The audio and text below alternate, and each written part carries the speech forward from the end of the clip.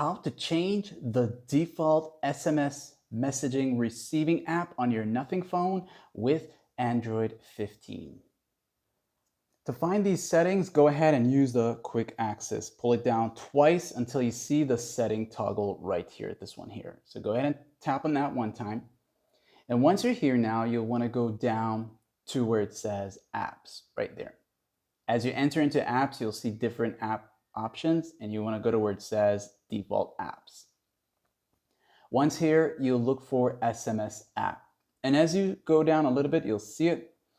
And from here now, you're going to see different SMS options to choose from. Now for you, you probably might just have only one, which is the Google Messages app, which is that one up here. But if you want some more, you can always go to Play Store and get the free ones that are compatible. Once you install them, and if they are compatible with your phone, you'll be able to choose another one. And that's how you would go about making changes to this setting here. Like and sub.